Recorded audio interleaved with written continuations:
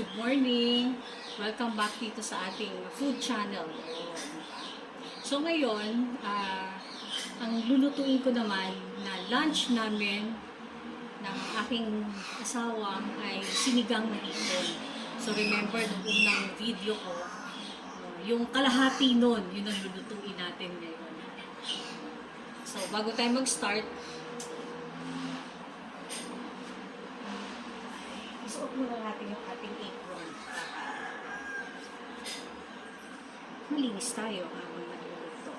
So, i-flash ko lang yung mga kailangan natin. Pati una ko na siyang nagayat, na prepare. So, ipapakita ko sa inyo.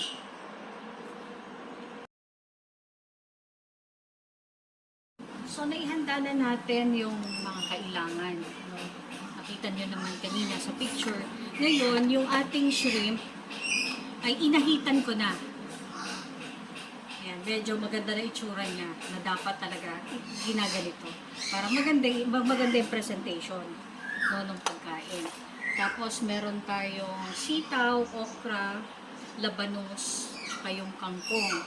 Ngayon, ang ginagawa ko, di ba yung iba, sa ganito kayo nagpapainit, sa stove kayo nagpapakulo, no? Ako naman, ang ginagawa ko,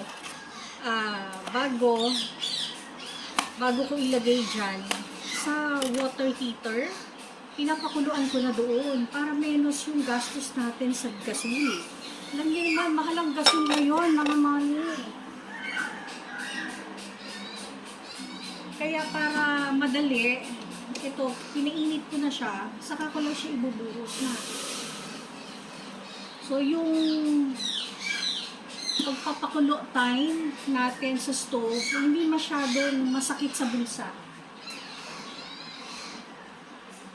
Diba? Kaya, wise tip lang yun. So, pag kumulo na yun, nandiyan na siya, yun, konti na lang yung magagamit natin para sa boiling point na kailangan natin. So, kailangan lang igayatin ko itong sibuyas at kamatis para ito yung magpakukuluin natin. Yung kailangan talaga sa panahon natin ngayon, magtitipid na tayo. Ang mahal ng lahat ng bagay. Kanina nga habang ginagayad ko ito, kinikwenta-kwenta ko, mga magkano kaya ito? Siguro itong lunch, itong lulutuin namin na lunch, yung kangkong 20 pesos, labanos nasa, mahal siya parang 30 plus ang isang piraso. Tapos yung kamatis, ganun din. Siguro ito, 2 piraso, nasa 15 pesos. Yung okra, 10 pesos. Yung ganito, sili, 5 pesos, 3 pieces, 10 pesos. Tapos may sitaw ka pa, na siguro mga 6 strands lang, nasa 20 pesos din. Kaya kailangan talaga magtipid tayo. Pero, kailangan, kahit na magtitipid, healthy pa rin yung pagkain. Huwag natin kakalimutan yun. Kasi, alam niya naman, importante ang buhay. Kaya kailangan pagpagin na natin kamatis at ang ating sibuyas. Tapos, habang pinapakulo yan, maganda rin na lagyan natin na Himalayan salt para habang kumukulo siya, may lasa na agad. Okay lang naman, para lang yung tubig. Matansya na natin, pati yung mga magkakalasan siya. Tsaka lagyan natin ng little. So, takpan ko muna para kumulo ng mabilis. Tapos, balik ako. Ayan, kumukulo na siya. So, tingnan natin. Kanina, inihabol ko yung sili na green. So, pag nakita na natin na kumukulo na siya, alam nyo, masarap yung yung dinudurog yung kamatis para mas malasa siya. Durugin niyo yung mga yung kamatis, mas masarap siya. Ako dati hindi ako marunong talaga magluto. Nag-asawa ako, hindi ako marunong magluto. ang nagtuturo sa akin yung mama ko at saka yung biyanan ko. Pag merong gustong ipaluto yung asawa ko, nagtatanong ako sa kanila kung paano. Ayun. Di ko naman masasabing expert na ako ngayon kasi ano na rin, 18 years na din. Kami ay mag-asawa, pero siguro wala lang siyang choice. Kinakain niya, niluluto ko. Pero sabi naman niya masarap. Kaya happy din ako. So pagka nadurog na siya, hayaan lang natin na kumukulo pa siya. Lagyan natin ng more. Ito, original. More original. Sinigang mix. No? Pang ano talaga siya, pang hipon. Ano? Diba? Kaya, lagyan natin. Para habang kumukulo, nanunuot na doon sa mga ingredients niya yung lasa nito. So, anahan lang natin. Pakuluin lang na. Hayaan lang natin ulit kumulo for 2 minutes. Sandali lang naman yun. Tapos, ilalagay na natin yung mga gulay pagka kumulo na siya. So, balik tayo. Ayan, kumukulo na siya. O, diba? Sabi nga sa iyo, hindi ako marunong magluto. Dapat pala nilagay ko na itong bagay, sandali lang naman ito maluto talaga. Lagay na natin yung hipon para nanunuot sa kanya yung lasa ng lure. Medyo marami siya yun.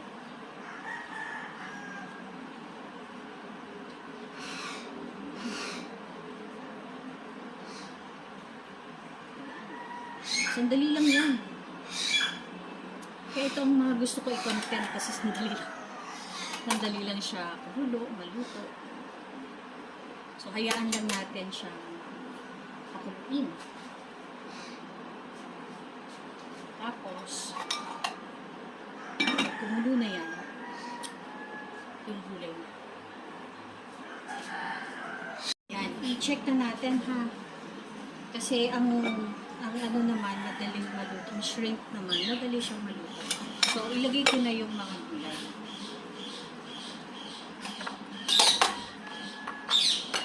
So, ilagay ko yung labanos. Ilagay natin kasi medyo matagal siyang lambot. Yung okra, pwede natin isabay at saka yung sitaw. So, mamaya yung kangkong.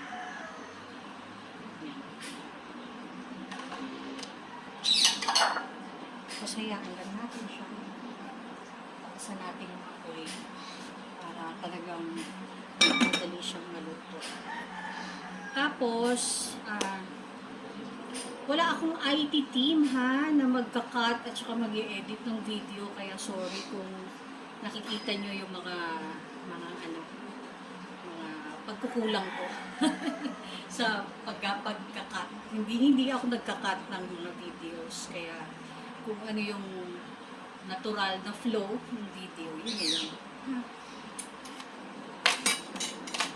So, madali naman ito. Balik tayo mamaya para sa ating salt and pepper at saka doon sa last kangkong. Okay, check na natin. So, mga ano na rin ito. Ilang minuto, mga pulo. Bango.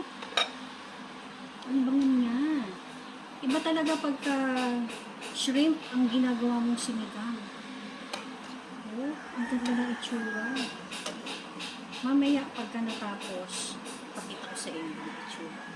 So, ilagay na natin yung last, yung ating kangkong. Masarap din to.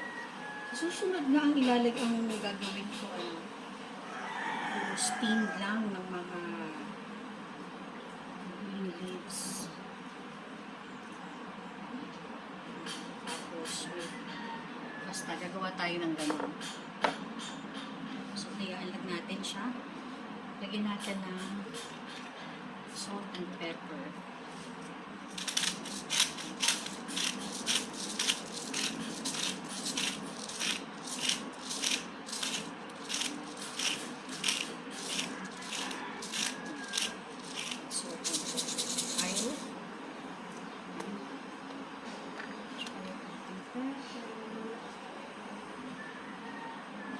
pa din. Galing pa rin kay Pure Basics. Okay. Tapos pakuloyin natin ulit. Pero sandali na lang kasi yung kangkong ay madali lang naman tumuloy.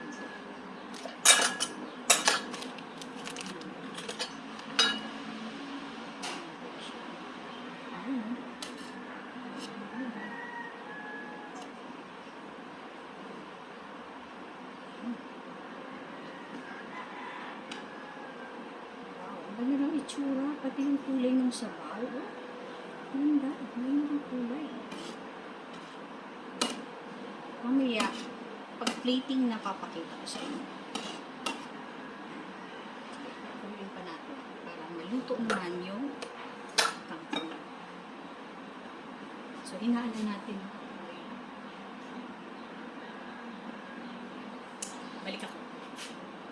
Ngayon, kung okay na. Kanina pa siya umiyak. Tamang-tama, lunchtime na rin naman. Ayan, pwede na to. Ready na.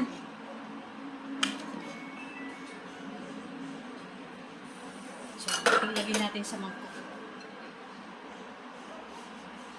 Oh, gutom na? Gusto mo tikman mo na? Tikman mo nga kung okay na to. Kasi,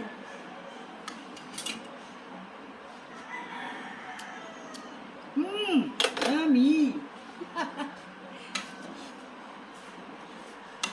okay, so ready na to. Plating na lang. Tapos, pakita ko sa inyo yung itsura. Thank you for watching. Like and subscribe.